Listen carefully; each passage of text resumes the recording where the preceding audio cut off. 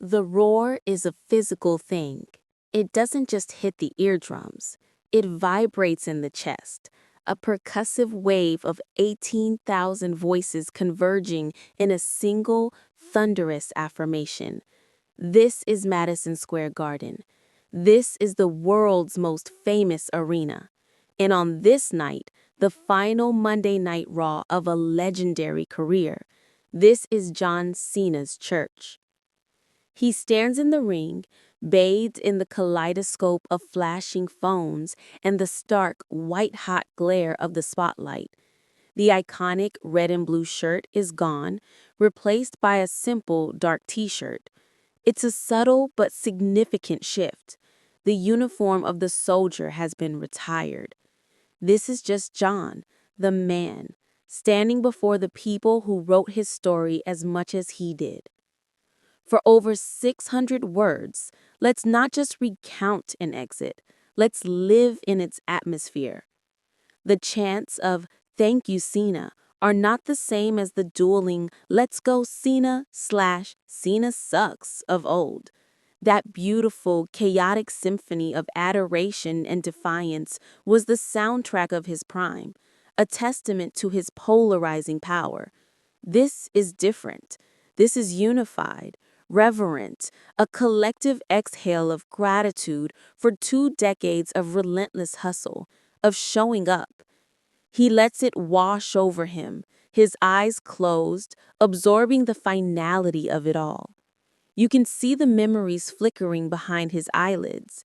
The debut against Kurt Angle, the WrestleMania moments, the countless make-a-wishes granted in the shadows, away from this blinding light. When he finally speaks, his voice doesn't boom with the force of the "you can't see me" era. It's measured, thick with an emotion he rarely showed in this squared circle. "You don't owe me anything," he begins, and the garden protests, but he insists. He speaks not of titles or victories, but of connection. He talks about the privilege of performing in this hallowed hall, where Bruno Sammartino, superstar Billy Graham, and Hulk Hogan built legends. He isn't placing himself among them. He's acknowledging the foundation upon which he stood. This is the core of Cena's final message, a passing of the torch so profound it's almost spiritual. He points to the locker room, a gesture encompassing every current superstar. "This is your time now," he says, his voice cracking. "My era, it's a season, and seasons change." He isn't just retiring a character.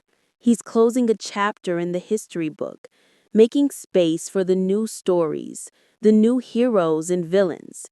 It's an act of profound respect for the industry that made him. The final moments are pure, unscripted theater. He doesn't do his signature pose one last time. He doesn't leave his armbands or jorts in the ring. Instead, he simply drops the microphone. The thud echoes in the suddenly quiet arena. He then climbs each turnbuckle, slowly, deliberately, saluting each section of the garden, north, south, east, west. It's a 360-degree thank you, a final communion with every single fan. And as his music, "The Time Is Now," hits for the last time, he walks up the ramp. He doesn't run. He doesn't look back with a mischievous grin. He walks, a man carrying the weight of a legacy, but also the lightness of a promise fulfilled. He stops at the top of the stage, turns, and takes one last long look. He soaks in the sea of light, the roaring ocean of sound, the very essence of the stage that was his home. And then he is gone. The lights in MSG don't come up immediately. The crowd is left in the dimness, the echo of his presence lingering like a ghost. John Cena's final Raw wasn't just a farewell. It was a eulogy for an era, delivered by the man who lived it most, a final lesson in humility, gratitude, and the undeniable truth that while you can't see him anymore, the impression he left is forever visible.